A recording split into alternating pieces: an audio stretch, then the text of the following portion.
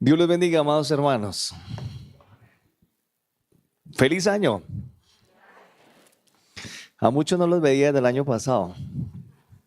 Creo que a casi todos.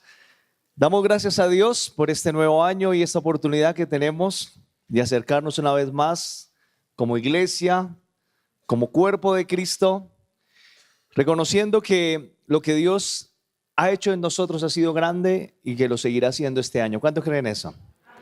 Entonces, le damos gracias a Dios por eso y también a cada uno de ustedes por esa oportunidad de ser fiel a Dios y dejar que Dios obre en sus vidas.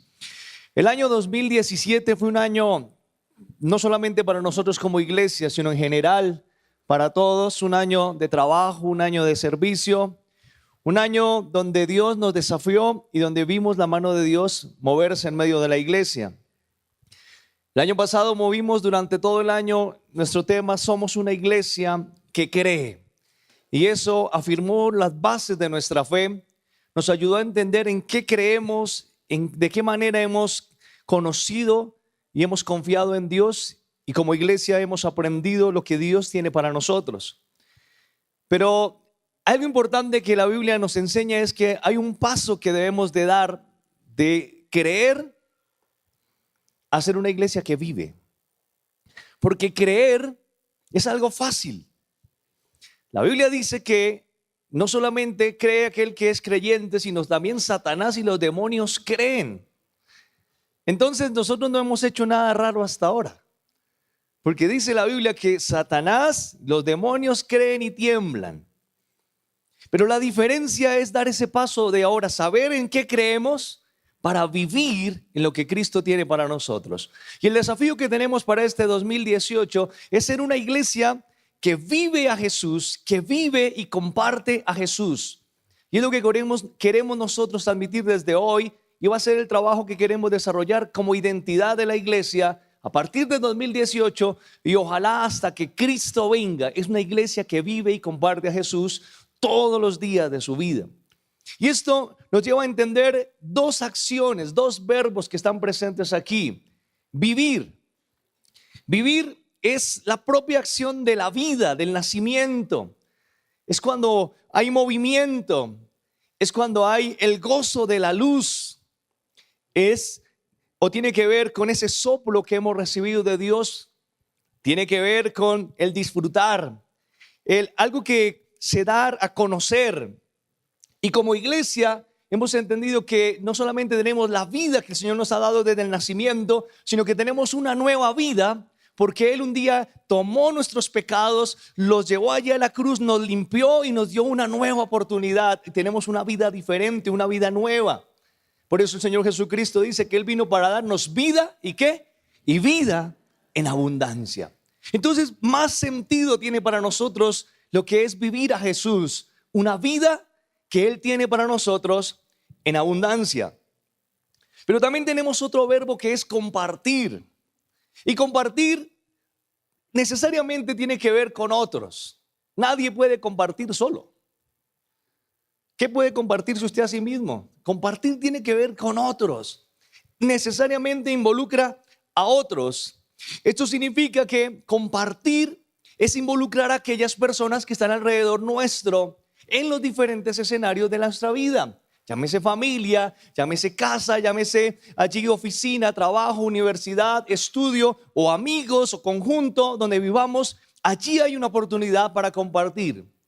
Pero la acción o el verbo de compartir tiene que ver con tener algo.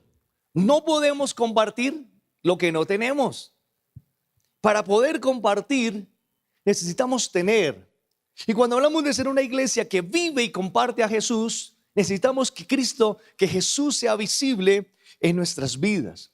Esta acción de compartir es cuando nos damos cuenta que hay personas a nuestro alrededor que también tienen necesidades igual como nosotros y allí comenzamos nosotros a tener una oportunidad de mostrar lo que el Señor nos ha dado a cada uno de nosotros. Ahora bien, dentro de este proceso de conocer y de caminar con Dios, todos nosotros nacimos ya en un mundo que ya venía caminando, corriendo. Y como hemos aprendido a través del año pasado, un mundo que ya está lleno de pecado, de maldad. Le hemos llamado el mundo quebrantado. Pero en ese mundo el Señor nos ha alcanzado. El Señor nos ha llamado, nos ha rescatado. Y por eso la invitación es que si ahora hemos sido rescatados y llamados del mundo, vivamos en Jesús. Vivamos en ese camino que es Jesús. Vivamos a Jesús en nuestras vidas y compartamos a Jesús. Por eso es importante entender lo que el apóstol Juan nos dice a aquellos que creen en Jesús, aquellos que quieren permanecer en Jesús, y eso está en Primera de Juan, capítulo 2, versículo 6. Esa es la identidad del creyente. Dice Juan, el que dice que permanece en él, ¿qué pasa? ¿Debe qué? Andar como él anduvo. ¿Qué tal si lo lee conmigo bien fuerte? 2, 3. El que dice que permanece en él, debe andar como él anduvo. ¿Cuántos están dispuestos este año a permanecer en Jesús? Levanten la mano, a ver. Entonces, ¿qué hay que hacer? ¿Fácil o difícil? Seguramente no va a ser fácil, pero Él dijo que estaría con nosotros. ¿Cuándo? Todos los días de nuestra vida. Voy a pedirle que cierre sus ojos y vamos a orar y vamos a pedirle al Señor que en esta mañana Él nos hable por su palabra, nos enseñe. Señor, te damos gracias por esa linda oportunidad de acercarnos a ti, por haberte conocido, Señor. Padre, te pedimos que en esta mañana nos hables por tu palabra. Enciende, Señor, la luz de nuestros ojos y del corazón y desafíanos, Señor, en este nuevo año para que seamos una iglesia que vive y comparte a Jesús. Gracias porque estás con nosotros y gracias por el amor que tienes para cada uno de nosotros. Te adoramos y te bendecimos en el nombre de Jesús. Amén. Hoy quiero compartir 3 razones o 3 desafíos por las cuales debemos ser una iglesia que vive y comparte a Jesús, no solamente el domingo, sino todos los días de su vida. Y este es un tema que voy a trabajar hoy y durante 4 domingos, porque voy a estar haciendo énfasis en estas 3 razones por las cuales la iglesia debe ser esa iglesia que vive y comparte a Jesús. La primera razón o el primer desafío de esa iglesia que vive y comparte a Jesús es una iglesia que entiende lo que es la intimidad con Dios. La intimidad con Dios es uno de los ejemplos más grandes que encontramos en Jesús, que Él modeló. Esta es la relación que Él desarrolló con su Padre, aún siendo el Hijo de Dios. Dice que lo más difícil que Dios vivió, aparte de pasar a la cruz y cargar el pecado de nosotros, fue despojarse de su gloria. Fue sentirse que ya no tenía el poder de ser el mismo Dios y ahora tomar la condición de hombre. Pero Él, consciente de eso, desarrolló una relación íntima con su Padre. Al punto que en Juan 10:30 el mismo Jesús manifiesta, dice, el Padre y yo somos uno solo. En Juan 15 Jesús dice, lo que yo deseo de ustedes es que sean uno, como el Padre y yo somos uno. Y lo que el Señor espera de nosotros es que nos unamos a Él para que haya unidad. Eso tiene que ver con la identidad que el Señor, con la intimidad que Dios espera de nosotros. Es importante darnos cuenta que la intimidad con Dios no solamente es la oración. Muchas veces pensamos que la persona que más ora es la que tiene mejor relación con Dios. Pero una persona que ora sin conocimiento no tiene relación con Dios. Me encanta entender el ejemplo del alimento espiritual. Para mí la oración es como el agua. El agua es fundamental para vivir. Pero ¿qué pasaría si solamente nos alimentáramos de agua? No habría nutrientes, no desarrollaríamos lo que somos capaces de hacer. Necesitamos alimento sólido. Y allí es donde entran los elementos de la intimidad con Dios. La intimidad con Dios tiene que ver con la relación que yo establezco en conocerlo a Él. Y para conocer a Dios necesito ir a la palabra de Dios, llenarme del conocimiento de Dios, estudiar la palabra de Dios. Y eso fue una de las cosas que Jesús desarrolló desde muy pequeño. La historia de Jesús nos muestra a Él aprendiendo e inquieto por conocer las cosas que habían ocurrido en la humanidad. Ahora usted puede de pronto pensar que Él, siendo Jesús, el Hijo de Dios, en su condición ya sabía todo. Pero no, al haber tomado la condición de hombre, tuvo que vivir su proceso natural. Tuvo que aprender a hablar, tuvo que aprender a desarrollar todo lo que un ser humano tiene que aprender. Jesús, por ser el Hijo de Dios, no nació caminando, ni nació hablando. Desarrolló todo su proceso. Y eso implicaba también conocer la ley, los profetas. Y hay una historia linda de Jesús a los 12 años que encontramos allí en el libro de Juan, capítulo 10, en el libro de Lucas, capítulo 2, el versículo 46. Jesús había ido con sus padres a celebrar la Pascua. Y allí estuvieron ellos, pero de regreso se dieron cuenta que Jesús no estaba con ellos. Y dice el versículo 46. Y aconteció que ¿cuántos días después? 3 días después. Este muchachito se había perdido ¿cuántos días? 3 días, 12 años. 3 días después le hallaron en el templo, sentado en medio de los doctores de la ley. ¿Y qué hacía allí? Oyéndoles, ¿y qué? Y preguntándoles. Y todos los que le oían se maravillaban de su inteligencia y de sus respuestas. Jesús desarrolló un proceso formativo de conocimiento como niño. Por eso es importante nosotros enseñarle a nuestros hijos, a nuestros niños, lo que es Dios, que conozcan a Dios. Y para nosotros desarrollar un conocimiento de Dios, un estudio profundo de Dios. Por eso la iglesia invita e incentiva cada domingo, cada fin de semana que seamos parte del proceso formativo. Tenemos una escuela de formación aquí, porque la intimidad con Dios implica conocimiento, conocerle a Él, conocer la palabra. Y allí Jesús estableció este proceso. Él allí a los 12 años estaba sentado con los maestros, los doctores de la ley, preguntándoles, mirando las cosas de las inquietudes que habían allí, aprendiendo y compartiendo. Y la gente se maravillaba que este joven o este adolescente de 12 años compartiera y tuviera la capacidad de hablar con ellos. Pero termina el versículo 52 de ese mismo capítulo diciendo, y Jesús, ¿qué pasaba con él? Crecía no solo en estatura, sino que en sabiduría, en estatura y en gracia para con Dios y para los hombres. Este nuevo año, el desafío, iglesia, es que usted y yo crezcamos, no solamente en la barriguita. Este fin de año algunos crecimos un poquito, ya no de estatura, sino para adelante. Que no solo crezcamos los jóvenes crezcamos porque somos más altos, sino que crezcamos en conocimiento de Dios. Que usted sienta que este año realmente usted avanza en el conocimiento de Dios. Jesús nos da ejemplo, Él crecía en sabiduría, en estatura, en gracia para con Dios y para con los hombres. La intimidad con Dios implica conocerle, conocer su palabra, tener tiempos con Él. Cuando nosotros entendemos lo que es la intimidad con Dios, encontramos que a través de Jesucristo genera impactos profundos en nosotros. Cuando tenemos intimidad con Dios, la intimidad con Dios, escúcheme iglesia, es lo que genera en nosotros identidad. Y esto es súper importante.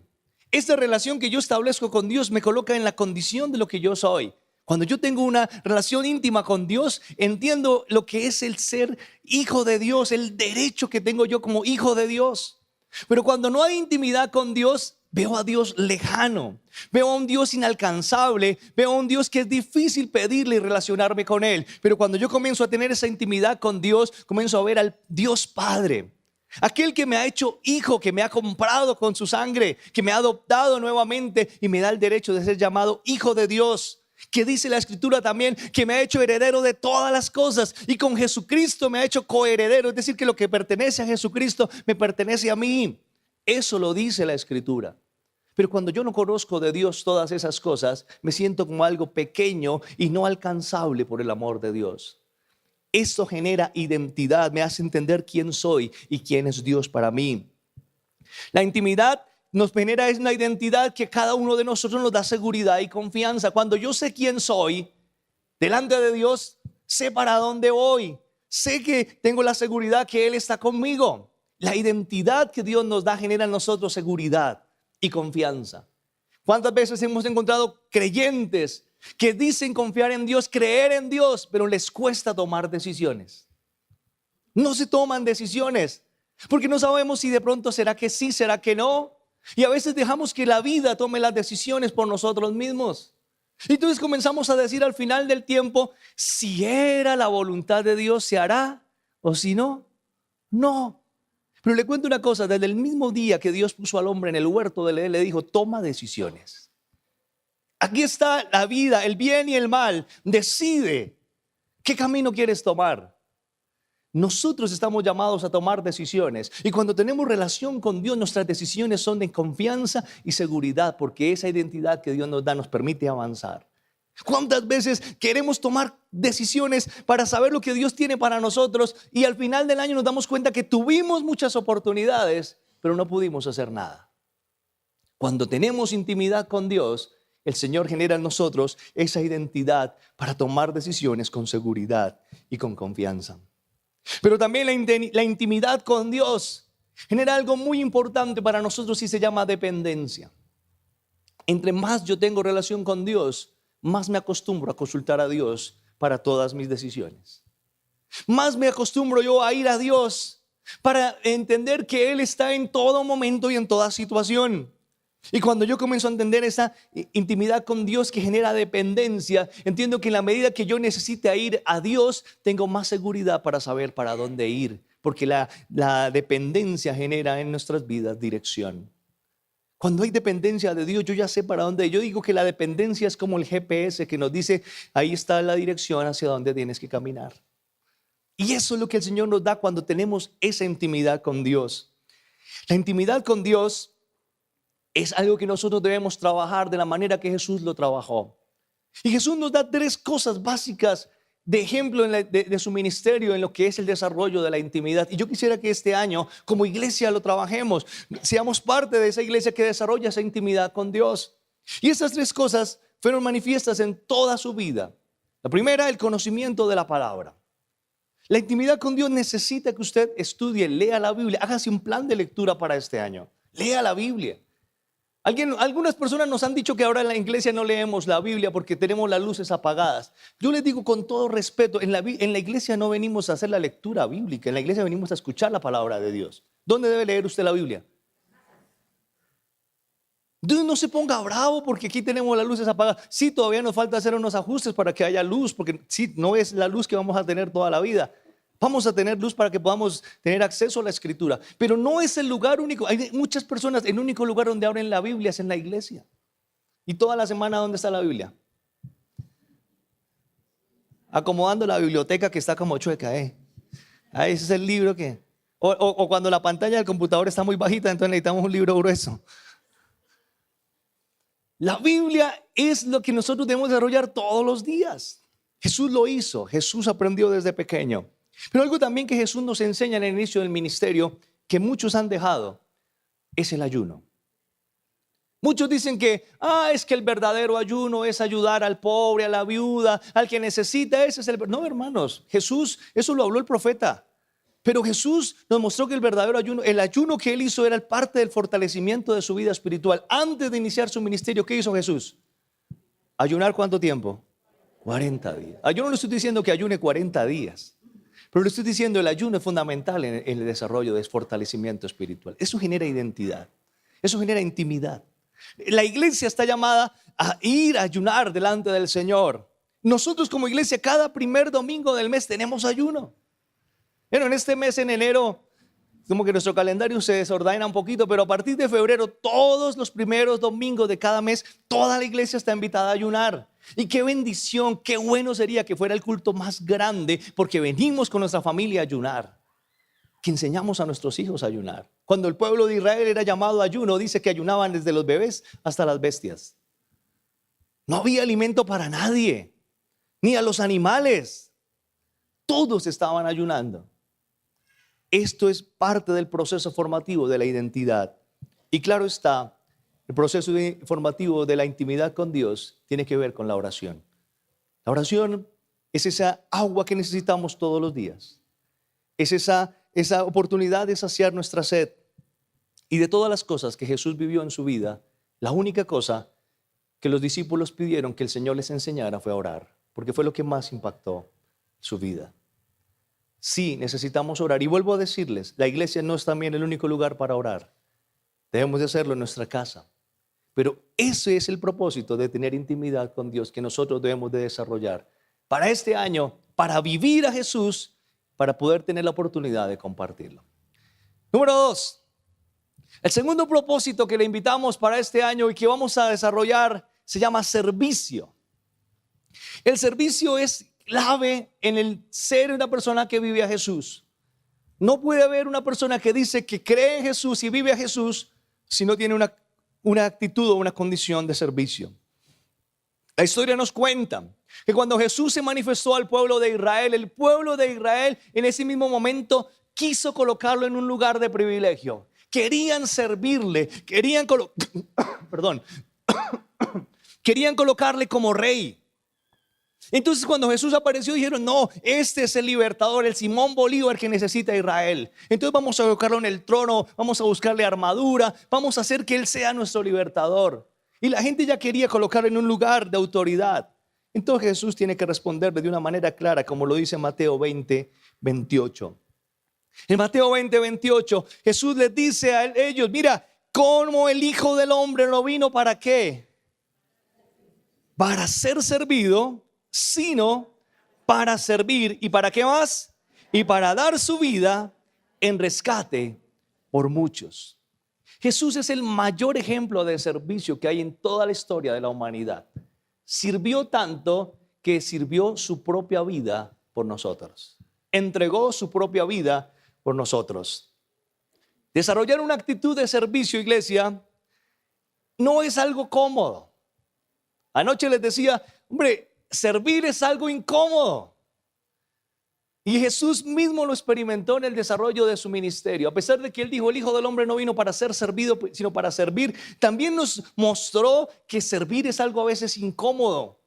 Porque no es fácil estar ayudando o estar al servicio de los demás. Y más en este tiempo donde la gente está más pensando en servirse a sí mismo. Pero es tan lindo cuando nos damos cuenta que Jesús experimentó también esa incomodidad del servicio. Esto nos lo muestra el capítulo 2 del Evangelio.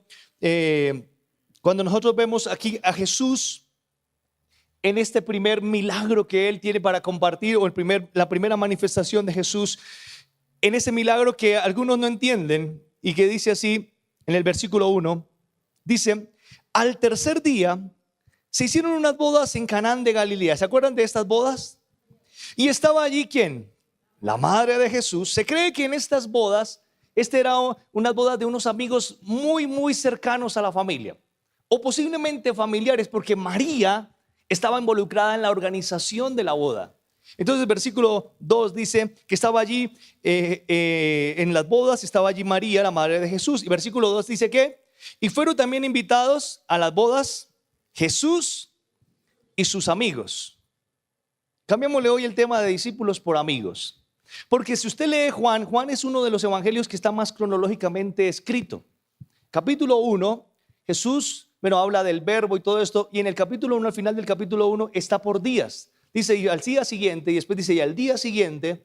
Entonces, en el día anterior Jesús había estado escogiendo sus discípulos, sus amigos, porque hasta ahora había estado iniciando el proceso. Y ahora en el tercer día ya los invitan a una boda.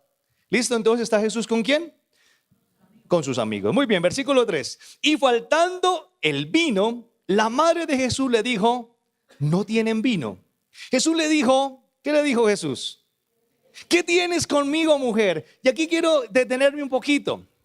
Jesús fue invitado como cualquier persona a un matrimonio, con sus amigos. ¿Jesús con quién quería estar? Jesús quería disfrutar la fiesta. Y lo interesante es que este primer milagro no es un milagro porque había un enfermo. Jesús, hay un enfermo, ora por él. Jesús, mira que se cayó no sé quién. No era nada. El primer milagro de Jesús es interesante. ¿Qué es lo que el Señor está haciendo? Proveyendo de la diversión de la fiesta. El vino. Ahora, no estoy diciendo que a Jesús le interese que se emborrachen en las bodas. Estoy diciendo que el vino era un símbolo importante en las ceremonias de los judíos. El vino era un elemento representativo en la familia, en la bendición de ese nuevo hogar. Y a no haber vino era una preocupación tremenda. Y María como que se da cuenta que no hay vino y inmediatamente busca a Jesús y le dice, Jesús, se acabó el vino. Jesús dice, ¿y a mí qué? ¿Qué tiene que ver conmigo? Por eso le dicen, mujer, ¿qué tienes conmigo? Mujer, ¿qué quieres que haga? Aún no ha llegado mi hora. Servir a veces nos va a colocar en situaciones incómodas, donde alguien te va a decir, hey, párate de tu silla y déjasela a otro. Hey, deja de estar pendiente de tu vida y ahora ponte a pensar en las necesidades del otro. Y allí la historia cuenta que Jesús le dice a ellos, traigan unas tinajas, llénenlas de agua, y Jesús hizo el mejor vino de la fiesta. Es interesante ver esto. Servir a Dios no es algo tan cómodo a veces, pero cuando Dios nos llama a servirle, siempre habrá recompensa de todo lo que nosotros hagamos. Es interesante como María le dice a aquellos que están sirviendo allí en la boda, le dice, hagan lo que Él les diga. ¿Qué pasaría si el Señor les dijera hoy en día aquí en este lugar, hagan lo que no sé, les diga? ¿Estaríamos dispuestos? Estaríamos diciendo, Señor, listo, lo que tú nos digas, vamos a hacer, vamos a obedecerte. Cuando nosotros empezamos en el camino del servicio, entendemos la oportunidad que todos los días tenemos para servir. Y a veces decimos, Señor, yo te quiero servir. Y venimos y oramos y nos levantamos, Señor, yo te quiero servir.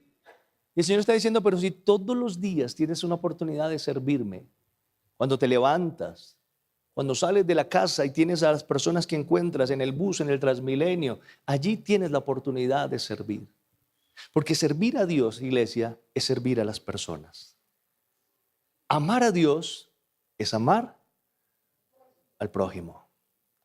Cuando pensamos que tenemos que servir a Dios es servir a otros. Eso es lo que Jesucristo nos enseñó y ese es el mayor servicio que tenemos de Él. En Juan 15 Jesús lo manifiesta de esta manera. Juan 15, versículo 11 dice, estas cosas os he hablado para que mi gozo esté entre vosotros y vuestro gozo sea cumplido. Está hablando de Jesús en su papel de servicio. Dice, este es mi mandamiento y les enseña que ¿qué? Que os améis unos a otros como yo os he amado. Y dice, nadie tiene mayor amor que este, que uno ponga su vida por sus amigos. Si ustedes estudian la historia de Jesús, el término de discípulo es un término que utilizan los escritores después de Jesús. Después de que Jesús muere. Pero cuando nosotros vemos a Jesús hablando, Jesús no habla de discípulos, habla de ¿qué? Amigos. Y nadie tiene mayor amor que este, que uno ponga su vida ¿por quién? Por sus amigos. ¿Qué sigue diciendo? Vosotros, versículo 14, sois mis amigos. ¿Y cuál es la condición? ¿Qué le dijo María a los que estaban allí? Hagan. Ahora, ¿qué dice Jesús? ¿Ustedes son mis amigos? Sí que, si hacen lo que yo les diga. Y ahí es donde comenzamos a ver lo que es el servicio. Versículo 15. Ya no os llamaré siervos, porque el siervo no sabe lo que hace su Señor, pero os he llamado amigos, porque todas las cosas que oí de mi Padre os las he dado a conocer.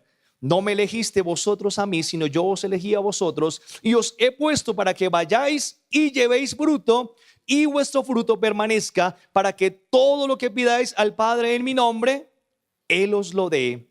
Esto os mando, que os améis los unos a los otros. Jesús es el mayor ejemplo de servicio. Y quiero dar algunas definiciones rápidas de lo que implica servir. Servir es amar a Dios a través de nuestro prójimo. ¿Y quién es el prójimo? El que está al lado suyo. Ese es su prójimo. Ay, Señor, llévame a donde haya necesidad. Señor, llévame al África. Y usted sabe que nunca va a ir por allá. Pero usted quiere ir a donde dice que hay necesidad. La necesidad está al lado suyo. Mire, la necesidad la tiene hasta sus propios hijos. Servir a Dios, como dice Juan aquí, es el gozo del Señor en nuestras vidas. ¿Cuántos creen que cuando servimos a Dios hay mayor gozo? Por eso dice el Señor, para que vuestro gozo sea cumplido. Y cuando servimos a Dios hay gozo. El servicio activa la obra del Espíritu Santo y da frutos. Y el segundo fruto del Espíritu Santo es el gozo. Por eso la persona que ama y sirve a Dios no puede ser un amargado, ni un bautizado en vinagre, ni en limón. Esas personas no pueden servir a Dios. Porque el Señor dice que al que permanece en Él le da ¿qué? Gozo. ¿Y qué dice frente al gozo? El gozo del Señor es nuestra fortaleza. Servir es darnos al punto de estar dispuesto a dar nuestra propia vida. Jesús lo hizo. Sirvió hasta dar su propia vida. Servir, desde la perspectiva bíblica, no es una invitación.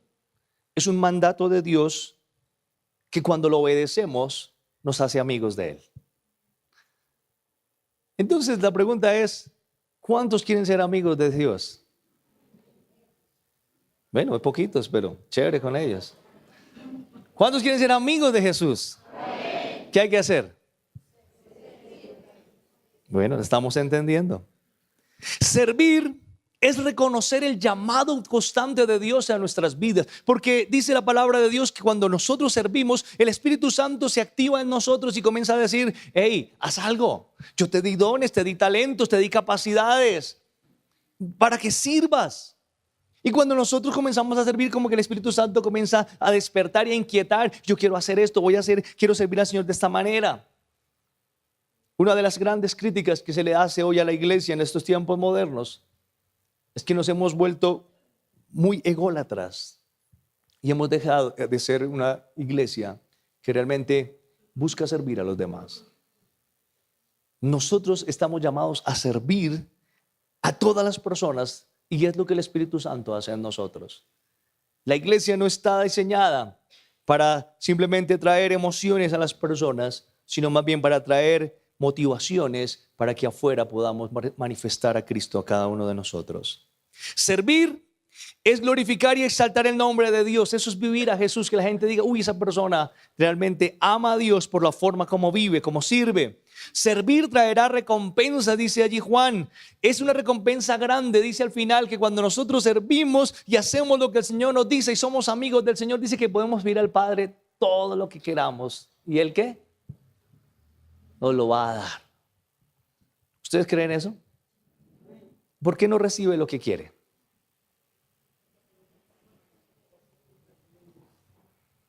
Es interesante este texto. Y si servimos y amamos al Señor y nos damos a la gente y entregamos, dice al final, puedes pedir lo que quieras. Cuando nosotros nos ocupamos de otros, el Señor se ocupa. ¿Y sabe quién da los mejores premios? ¿Sabe quién da las mejores cosas? Cuando nos ocupamos de otros, Él se ocupa de mí. Servir es formar nuestro carácter para ser el carácter de Cristo. Servir no va a ser cómodo. Y sí, algo importante, la iglesia no es el único lugar para servir a Dios. La iglesia no es el único lugar para servir a Dios. Hay muchos lugares para servir a Dios. Pero, escúcheme bien, pero en la iglesia es el lugar donde todos podemos servir a Dios. Y recuerde que la iglesia no es lo que sucede aquí en una celebración de 2 horas. La iglesia es lo que sucede todos los días de las semanas, todos los meses, cuando usted sale de aquí y es iglesia en su casa, en su trabajo o a donde Dios lo lleve. Número 1, hablamos de ¿qué? Intimidad con Dios. ¿Y cuáles son los 3 elementos que el Señor nos enseña a tener intimidad con Dios? La edificación en la palabra, el ayuno y la oración. Número 2, hablamos de servicio. El Señor es el mayor modelo de servicio. Y número 3, algo que usted debe grabarse desde ya, discipulado relacional. El discipulado relacional es la característica que marca la diferencia en el desarrollo del ministerio de Jesús, que impacta y que generó todo este movimiento que después de 2000 años sigue siendo lo más importante para la transformación de vidas y del mundo. Jesús se preocupó más por las personas que por los lugares o que por las masas o por las multitudes.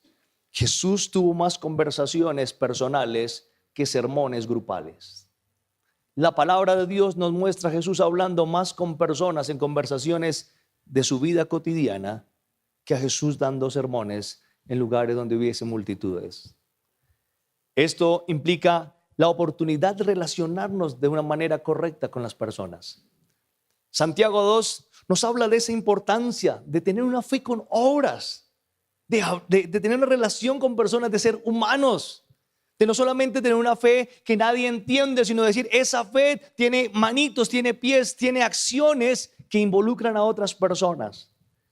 El problema en este tiempo es que nosotros estamos viviendo tiempos de soledad y las generaciones que se están levantando, su mejor amigo se llama el celular. Ese es su mejor amigo. ¿Sí? Porque ese amigo le dice lo que quiera. Tenemos un tiempo de crisis porque no tenemos relaciones sólidas como personas, como individuos en esta sociedad. Carecemos de relaciones sólidas. Pero uno de los problemas más trágicos y más tristes y que están experimentando hoy en día nuestros hijos, no solamente es que estén solos, sino que quieren y les gusta la soledad. Les gusta la soledad. Ellos interactúan muy bien por acá, pero con otros no quieren. Y eso lo vemos también manifiesto en la iglesia. Hay personas que del trabajo a la casa, de la casa al trabajo, no hablan con nadie, llegan a la iglesia cuando el culto empezó y se van apenas terminó. No tienen sentido de comunidad. No queremos saludar a nadie, no queremos que nos pregunten nada. Pero dentro de cada persona hay un proceso que se está viviendo. La ausencia de personas confiables, la ausencia de poder compartir esas experiencias que estamos viviendo. Y es algo que nosotros debemos de entender. Jesús trabajó más en el interés de sanar la vida de las personas, no solo física, sino emocional y espiritual. Hoy nosotros debemos aprender de Jesús cómo Él invirtió tiempo y recursos en construir relaciones significativas con sus amigos. Jesús realmente se preocupó por ellos. Me encantan escenas bíblicas hermosas.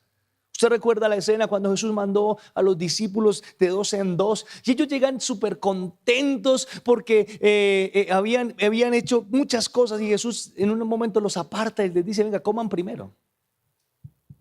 ¿Se acuerda cuando criticaron a Jesús porque sus discípulos comían y no se lavaban las manos? Jesús les ha dicho, venga, coman primero y me van contando. Otra escena genial. Jesús resucitó. Ese Pedro que dijo que haría todo por Jesús, se había vuelto a pescador otra vez, ya había vuelto por allá a la pesca, se había olvidado de Jesús. Y Jesús entonces es el que va a buscar a Pedro. ¿Y sabe qué dice la historia? Que Jesús, antes de llamar a Pedro para decir, oiga, traidor, sinvergüenza, descarado, antes de eso dice que le preparó un pescado. Le dio de comer. Y después de que lo alimenta, le dice, Pedrito, venga, camine. ¿Me amas? Ese es Jesús. Jesús no cuestiona a veces nuestros errores. Jesús más bien nos cuestiona nuestras motivaciones. ¿Por qué estamos aquí? ¿Para qué estamos aquí? Jesús es aquella persona que realmente invirtió tiempo en construir relaciones significativas. Me encanta la historia de Jesús, la tengo ahí en uno de los textos, cuando los discípulos de Juan querían saber si él era el Mesías. Juan le dice, hey, aquí está el Cordero de Dios, sigan a él, le dice Juan el Bautista a sus discípulos. Y entonces 2 discípulos de Juan el Bautista tienen curiosidad por saber si este Jesús realmente es el Jesús, el que debían de seguir. Entonces, en el momento, eso está en Juan capítulo 1, entonces en el momento que vieron hablar a Jesús, fueron a preguntarle, Jesús, ¿eres tú? Leamos el texto, dice, le oyeron hablar los 2 discípulos y siguieron a Jesús. Imagínense eso, dijeron, venga a ver, seguimos, ¿para dónde va? Y comenzaron a seguir a Jesús y Jesús se da cuenta. Entonces dice el siguiente versículo, y volviendo Jesús y viendo que le seguían, les dijo, ¿qué? ¿Qué buscáis? Ellos que le dijeron, Rabí, que traducido es maestro, ¿dónde moras? ¿Cuál es tu casa? ¿Dónde vives? Y Jesús le dijo, ¿a usted qué le importa? Igual que quieren ir a mi casa. ¿Qué dijo Jesús? Les dijo ¿qué? Camine. Y dice que ellos se fueron y vieron dónde moraba y no solamente vieron, ¿sabe qué hicieron los sinvergüenzas? Se quedaron. ¿A qué hora se fueron? Dice como a la hora décima. La hora décima, acuérdense que la hora en la Biblia arranca desde las 6 de la mañana. La hora décima era como las 4 de la tarde. Se fueron a ver dónde vivía Jesús, se quedaron allí toda la tarde y aparte gorrearon comida y se quedaron toda la noche. Ese es Jesús. Aquel que dice, ven, vamos. Jesús invirtió tiempo y recurso en sus amigos. Y voy terminando. Entender el discipulado relacional es darnos cuenta que necesitamos invertir en construir relaciones saludables. Y también es darnos cuenta que hay personas que no son saludables en nuestras vidas. Hay personas que dicen amarnos, pero no nos aman porque nos roban. No nos aman porque generan una dependencia enfermiza de ellos. No nos aman porque no nos ayudan a conocer a Dios. Cuando hay personas que verdaderamente nos aman, son aquellas que nos ayudan a crecer y a conocer a Dios. Esa es la persona que nos ama. Jesús creó con sus amigos relaciones significativas y tan importante fue que ellos después de Jesús hicieron lo mismo. Pablo, Pedro, tuvieron amigos con los que desarrollaron el ministerio y la iglesia se desarrolla y crece porque hay relaciones significativas. Entendiendo que si bien nosotros desarrollamos esas relaciones significativas, es Cristo quien hace la obra, como lo dice Pablo allí en Filipenses 1. Pablo dice, estoy convencido de esto, que el que empezó en vosotros la buena obra, ¿qué? La perfeccionará hasta el día de Jesucristo. A usted no lo va a perfeccionar un amigo, a usted no lo hace mejor una persona, a usted lo hace mejor Cristo. Pero Cristo debe ser manifiesto en las personas que están a su alrededor. Y qué bueno cuando esas personas que tenemos alrededor nos ayudan a conocer a Cristo. Esas relaciones significativas con nuestros amigos nos van a ayudar a crecer y nos van a ayudar a presentarles a Cristo. Y por eso, tratando de entender todo este contexto, me he tomado la tarea de hacer una paráfrasis de la Gran Comisión versión Elías Martínez. Y yo lo tomaría de la siguiente manera y permítame compartirlo desde mi punto de vista. Yo diría que el llamado que está en Mateo 28, 19, en esta paráfrasis diría lo siguiente: por tanto, vayan y ¿qué? Y hagan amigos de manera significativa en todas las naciones, bautizándoles en el nombre del Padre, del Hijo y del Espíritu Santo. Enseñen con sus vidas a los nuevos amigos, se me fue la palabra discípulo ahí, a sus nuevos ¿qué? Amigos, a obedecer los mandatos que les he enseñado y tengan la seguridad que yo estoy con ustedes siempre hasta el fin de los tiempos, dice el Señor. Este tiempo, el mundo no entiende qué es ser discípulo, pero este tiempo, el mundo carece de amigos. Vayan y hagan amigos de manera significativa, de modo que les podamos mostrar y enseñar que vale la pena seguir a Jesús. Esto es vivir a Jesús en nuestras vidas y compartirlo. Cerremos nuestros ojos.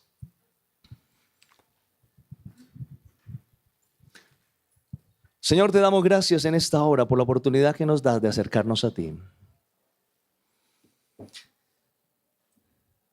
Señor, nos enseñas la importancia de vivir como iglesia que vive y comparte a Jesús. Y hoy estamos realmente interesados en hacer que el año 2018 sea un año, Señor, donde tú te manifiestes de manera poderosa en nuestras vidas. Y nos has hablado de tres cosas: la importancia de tener intimidad contigo, la importancia, Señor, de servir, y la importancia de tener relaciones significativas, ese discipulado relacional. Padre, hoy como oraba Jesús por sus discípulos, yo te pido, Señor, que esta iglesia donde tú nos has llamado, seamos una iglesia que permanece y que vive en Jesús. Mientras que estamos allí orando con nuestros ojos cerrados, yo quisiera invitar si hay alguna persona que hoy nos escucha por primera vez, viene por primera vez o de pronto ha empezado este año y quisiera acercarse a este Jesús, conocerle y vivir. Y usted nunca ha hecho una oración de reconocimiento delante de Él y quiere hacerla hoy, yo quiero pedirle que repita esa oración conmigo. Diga: Señor Jesús, te doy gracias por amarme. Te doy gracias por haber servido al punto de dar tu vida para salvar la mía. Gracias, Señor, porque hoy entiendo que me amas. Te pido, Jesús, que perdones todos mis pecados, que me limpies. Te pido, Jesús, que escribas mi nombre en el libro de la vida y me permitas crecer en el servicio y en el conocimiento tuyo. Gracias porque hoy me invitas y hoy puedes transformar mi vida y hacer una persona diferente. En el nombre de Jesús. Mira, es que seguimos orando con los ojos cerrados. Si hay personas que hicieron esta oración por primera vez y quisieran levantar su mano para yo orar por ustedes, me gustaría conocer. Si hay personas que hoy hicieron esta oración por primera vez en su vida y hoy deciden aceptar a Cristo y comenzar a caminar con Él. Si lo hay, por favor levante su mano, yo quiero conocerle y orar por usted. Si todos ya somos personas que hemos conocido a Dios, nuestro segundo desafío es, o una segunda invitación mejor es, aquellas personas que quieren asumir el desafío de a partir de este año mejorar su relación en intimidad con Dios, servir a Dios y comenzar a sanar esas relaciones y crear relaciones significativas. Para aquellos que están dispuestos a asumir ese compromiso de ser esa iglesia que vive a Jesús y que comparte a Jesús, yo le pido que usted se ponga en pie ahí donde está. Es decirle al Señor: me comprometo para mejorar mi intimidad contigo. Me comprometo para iniciar una vida de servicio, servirte, Señor, con más excelencia. Me comprometo, Señor, a trabajar en las relaciones que tengo en mi vida. Y si hay algunas personas que quisieran pasar adelante para que oremos por usted en señal de este compromiso, o porque de pronto desea que el Señor le fortalezca en este tiempo, de pronto está pasando por alguna situación y quisiera que Dios obrara en su vida, o está pasando por alguna enfermedad, pase adelante, dígale: Señor, yo quiero servirte, yo quiero cumplir, Señor, mis compromisos, pero necesito que tú me ayudes. Pasar adelante, decirle al Señor: Señor, mi compromiso es contigo, pero necesito que tú estés en mi vida para que me ayudes a cumplir. Como leíamos ahora en este texto, Él prometió estar con nosotros todos los días. Pero a veces necesitamos ese fortalecimiento en nuestro corazón. Necesitamos ese apoyo de oración. Necesitamos esa intervención de decirle: Señor, esa dependencia que hoy necesito de ti. Decirle al Señor: obra de manera extraordinaria en mi vida. A veces necesitamos decirle: Señor, yo quiero comprometerme, no sé cómo. A veces creo que no voy a poder. Pero si tú estás conmigo, Señor, juntos saldremos al otro lado. Y a veces pasar adelante, decirle al Señor: Señor, aquí estoy diciéndote, me comprometo contigo. No sé cómo, pero tú estarás conmigo. Tú no me vas a dejar. Tú vas a estar ahí.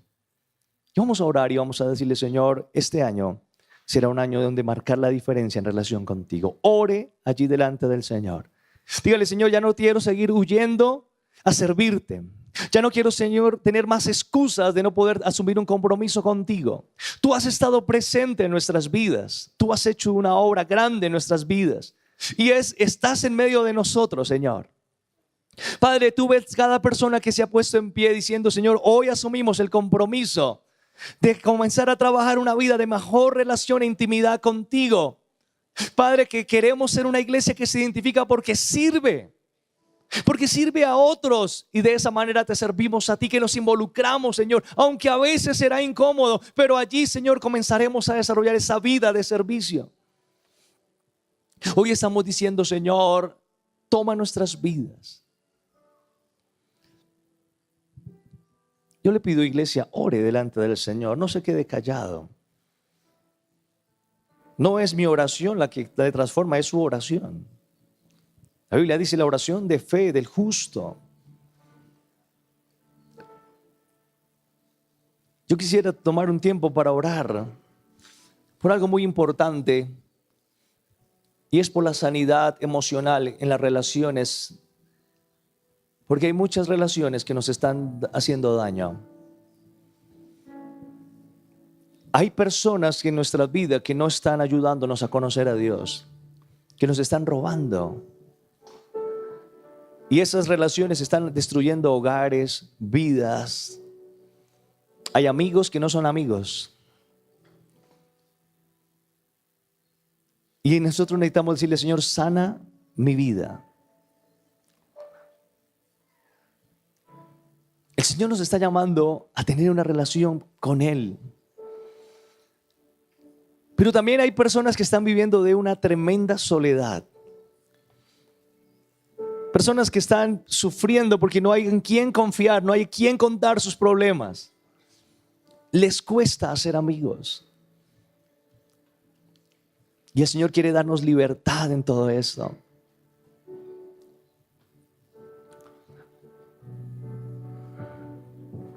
¿Qué tal si usted hoy le dice al Señor, hágalo usted allí, no lo haga conmigo? Dígale, Señor, yo decido romper con estas relaciones que no me están trayendo edificación. Ahora, si usted es una persona que las malas relaciones están en su casa, pídale a Dios que restaure su relación.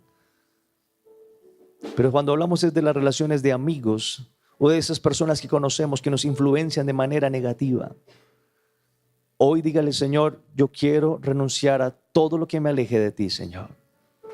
Y si en su hogar hay malas relaciones, dígale, Señor, restaura a esas personas que necesitan desarrollar intimidad contigo también.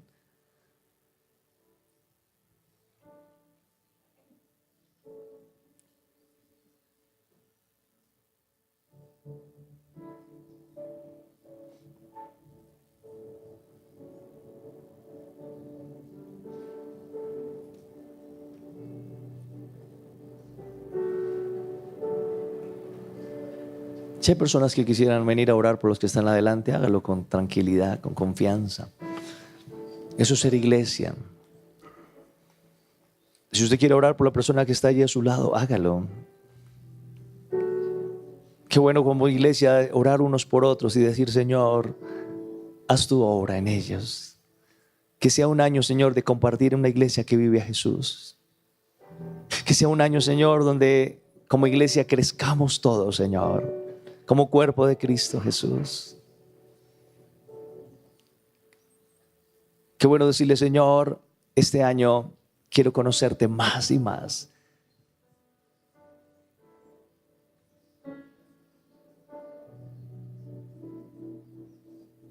Qué bueno decirle, Señor, este año traerás personas a mi vida en las que podremos construir relaciones significativas. Dígale, Señor, gracias por esas personas que vas a traer a mi vida. Y aleja a aquellos que no traen ninguna intención de edificar mi vida. Aleja todo lo que quiera dañar mi vida, Señor. Dígale, Señor, aleja, Señor, rompe todo lo que el enemigo haya preparado para dañar mi vida, para dañar a mis hijos. Trae personas, Señor, que edifiquen mi vida y personas con las que yo pueda crecer. Este año, Señor, conoceremos personas grandiosas, magníficas, Señor, para crecer en nuestra vida. Este año, Señor, vendrán personas que podamos compartir que tú estás en nuestras vidas. Este año podremos crecer como iglesia, Señor.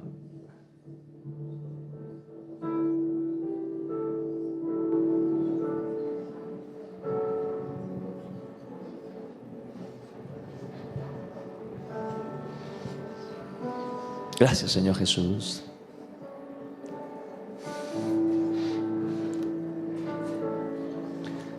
Padre, oramos por esta iglesia que tú nos has permitido desarrollar, donde tú nos has llamado, Señor, a construir y extender el reino de los cielos. Oramos, Señor, para que tu obra sea completa en nosotros. Gracias, Señor, porque hoy nos llamas una vez más. Iniciamos, Señor, un tiempo de gratitud, de conciencia. Un tiempo, Señor, para decir, aquí estamos, Señor, haz tu obra en nosotros. Haz lo que tengas que hacer, Señor. Manifiéstate con gran poder. Llena, Señor, nuestras vidas de ti. Y haz, Señor amado, tu obra. Llévanos hasta donde tú quieras, Señor. Grande eres tú, Señor, te honramos y te bendecimos. Gracias, gracias, gracias, Señor, por amarnos. Gracias por tu vida. Gracias, Señor, por estar en este lugar. Gracias, Señor, por enseñarnos tantas cosas, Señor. A ti la gloria, a ti la honra, a ti el honor, el poder. Gracias, Jesús.